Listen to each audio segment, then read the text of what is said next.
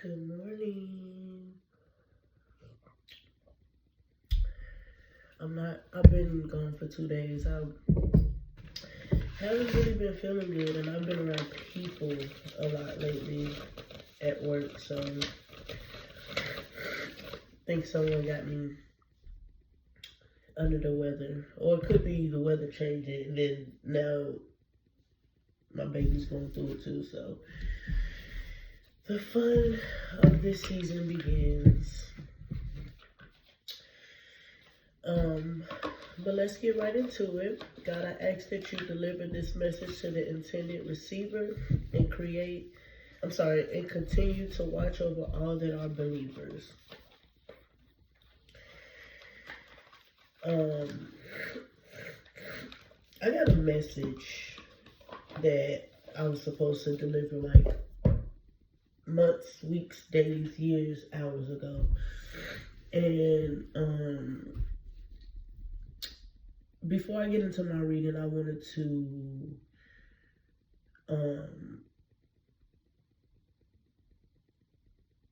give some advice, give some type of solution. Right now, the world has shifted. Not like right now at this moment, but like, within the last few years, few decades. And family is not family no more. And I don't know who needs to hear this, but this is the message that I received. A lot of people are so consumed with self and so consumed with social media and so consumed with things that don't matter that they're neglecting their family obligations. So whether that be like father, mother, grandparents, aunts, cousins. I often hear people say, that's not my child, that's not my job, that's not my this, that's not my that. And it really breaks something in me when I hear people say that about other relatives. Granted, I get if you feel like, I'm not going to stop my life for nobody kids. Like, I understand that. However, people have gotten so comfortable and so consumed with jumping on social media, kicking their feet up, looking at other people's lives, that their lives is just passing them by and they don't even realize it.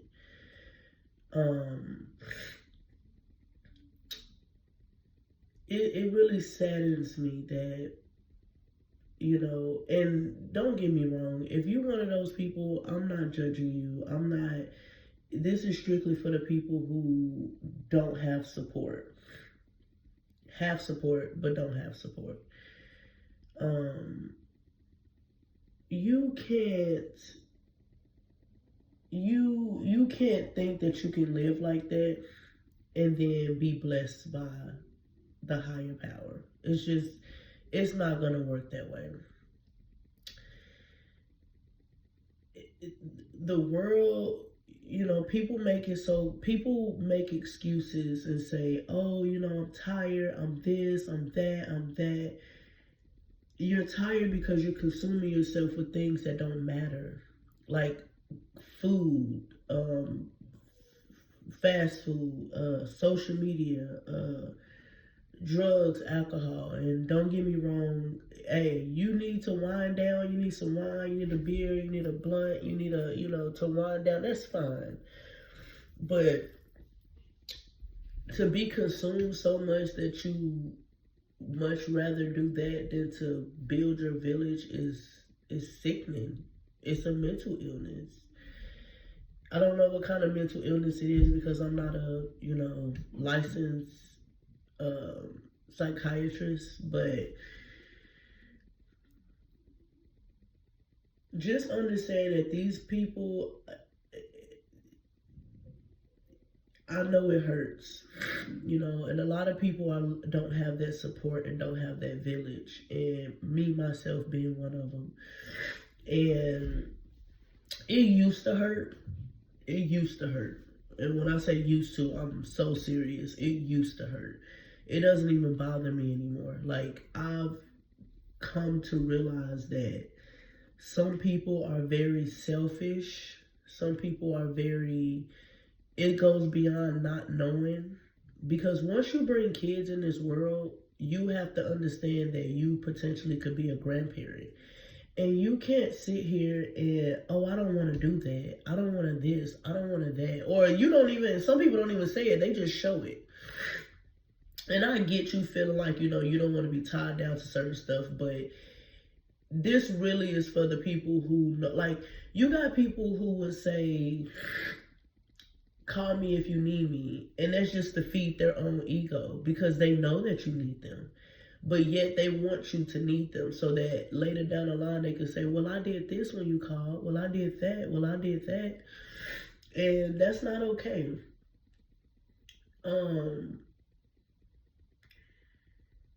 Grandparents are not grandparents no more. Uncles and aunties, cousins is not cousins, aunties, and uncles no more.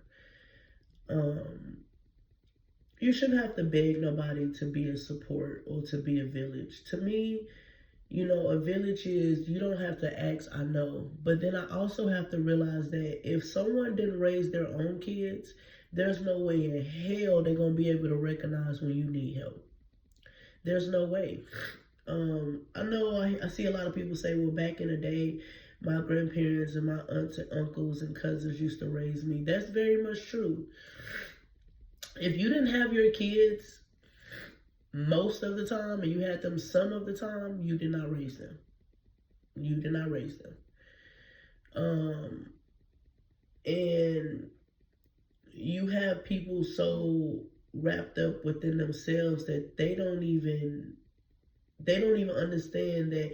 For one, and I make jokes and I say, and how I learned how to accept that I don't have a village is, that's fine, because 7-Eleven I just seen on the timestamp. That's fine, because my kids are not going to be babies forever. They're aging up, and most older people are aging backwards. And if you feel like you don't want to be a part of that village for me to help me get further, or to help the kids, they understand that life can change at any time, and you may need me, or you may have to go to a nursing home, or you may need, this, that, and the other. Unfortunately, I won't be able to be there for you. I've accepted that. I've talked to God.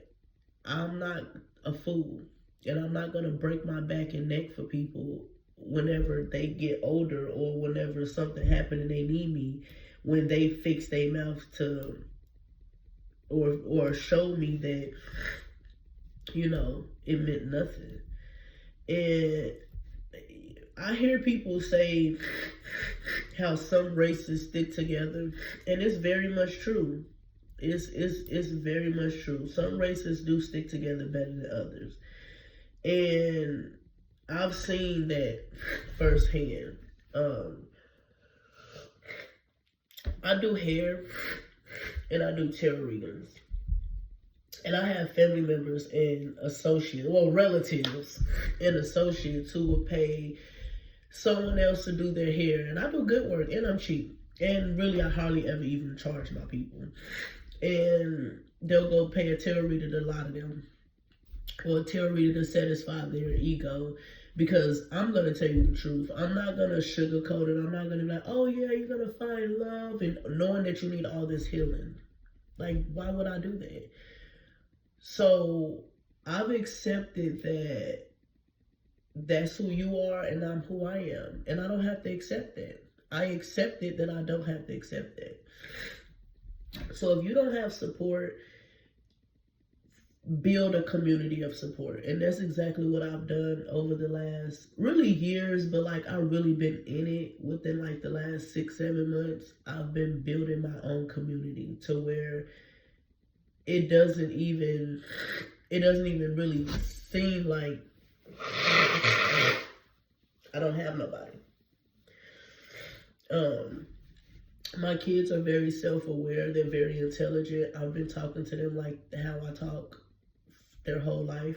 So they very much understand everything. They understand that I don't cut people off out of emotions. I cut people off out of trauma and breaking generational curses and not being tied to the same cycles.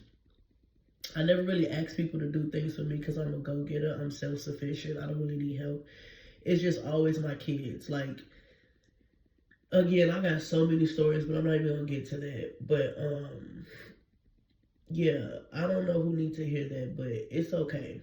Understand that they know that you need help. They know that you need support, but it feeds them for you to ask. And it's not pride that you're not asking. It's damn, grandma raised us. So, but again, when you say that, you got to be like, damn, grandma raised us.